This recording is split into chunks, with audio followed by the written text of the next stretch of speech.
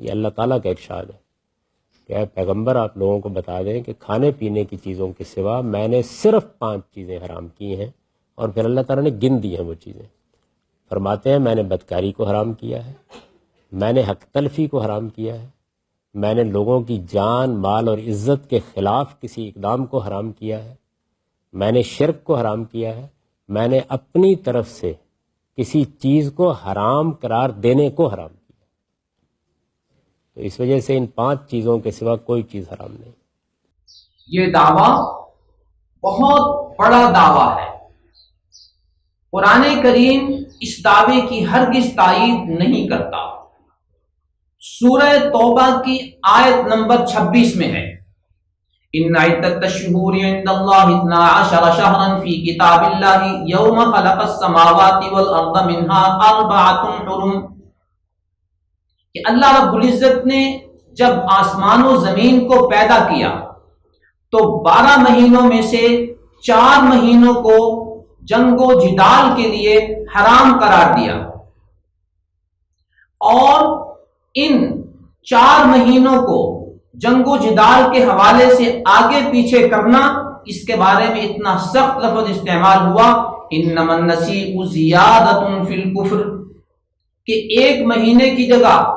حلال کو لے آنا، حلال کی جگہ حرام مہینے کو لے آنا، جو رجب، شوال، ذی قعدہ اور ذی الحجہ ہیں، اس کے بارے میں فرمایا زیادۃ فی الکفر، یہ کفر میں بہت بڑی زیادتی ہے، اضافہ ہے. تو قرآن کریم کی ان آیات مبارکہ میں سال کے 12 مہینوں میں سے 4 مہینوں کو جنگ و جدال کے حوالے سے حرام قرار دیا گیا. ان چیزوں کا تذکرہ سورہ اعراف کی اس آیت نمبر 33 میں نہیں ہے، جبکہ دعویٰ ہمارے دوست نے یہ کیا تھا کہ ان 5 چیزوں کے علاوہ اور کوئی چیز قرآنی نقطہ نظر سے حرام نہیں ہے، اور اس کو حرام قرار دینا قرآن کریم پر زیادتی ہے. جبکہ آپ کے سامنے قرآنی ریسرچ کی بنیاد پر قرآنی آیات کے حوالے سے ایسی چیزوں کا ذکر ہو چکا کہ جن کو خود قرآن حرام قرار دیتا ہے. اب اتنا بڑا دعویٰ کر دینا کہ 5 چیزوں کے علاوہ کوئی چیز حرام نہیں ہے، کتنی بڑی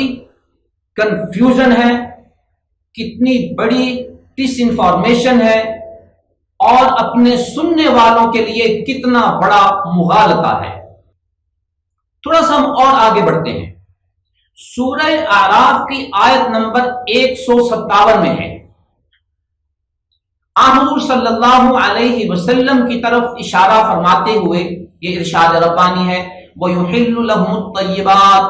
وَيُحَرِّمُ عَلَيْهِمُ الْخَبَائِثَ، کہ اللہ رب العزت نے حضور صلی اللہ علیہ وسلم کو یہ اتھارٹی دی ہے کہ آپ بھی حلال چیزوں کو حلال ہونے کا اعلان کرتے ہیں، وَيُحَرِّمُ عَلَيْهِمُ الْخَبَائِثَ، اور خبیث چیزوں کو اپنی امت پر حرام قرار دیتے ہیں. حضور صلی اللہ علیہ وسلم نے اپنی ایک حدیث مبارکہ میں، جس کا تذکرہ سنن ابی داؤد کی حدیث نمبر 4604 میں ہے، اس میں اس حقیقت کا اظہار ان الفاظ میں فرمایا جس کا ترجمہ یہ ہے آگاہ رہو، مجھے قرآن بھی عطا کیا گیا ہے اور اس کے ساتھ اس جیسی ایک اور چیز بھی عطا کی گئی ہے. واضح رہے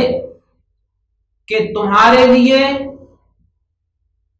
گدھے کا گوشت حلال نہیں ہے، حرام ہے، اور نوکیلے جانور جو درندے ہیں ان کا گوشت بھی تمہارے لیے حرام ہے. اب گدھے کا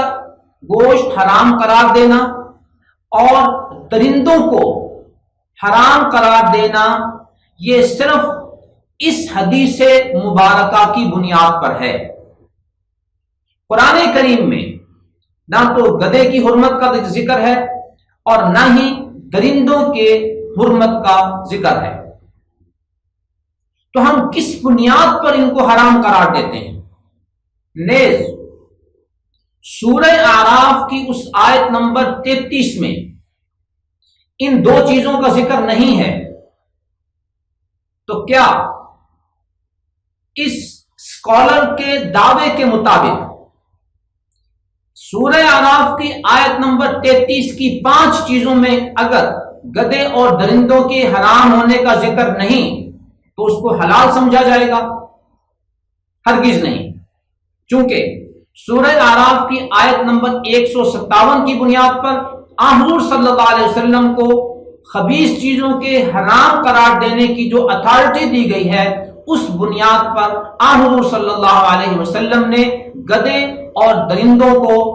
اپنی امت کے لیے حرام قرار دیا ہے۔ یوں محترم سامعین، آج ٹی وی کی سکرین پہ ایسے اسکالر قرآن کے نام پر آ کر اپنی ایسی تحقیقات پیش کرتے ہیں جس میں گہرائی نہیں ہوتی، جو 100% حقیقت پر مبنی نہیں ہوتی۔ لہذا ہمیں متنبہ رہنے کی ضرورت ہے اور قرآن کریم کے وہ پختہ کار علماء جنہیں قرآنی علوم پر عبور حاصل ہے، ان کی طرف رجوع کرنے کی ضرورت ہے۔ اللہ رب العزت ہمیں ایسے اسکالرز کی کنفیوژن اور ڈس انفارمیشن سے محفوظ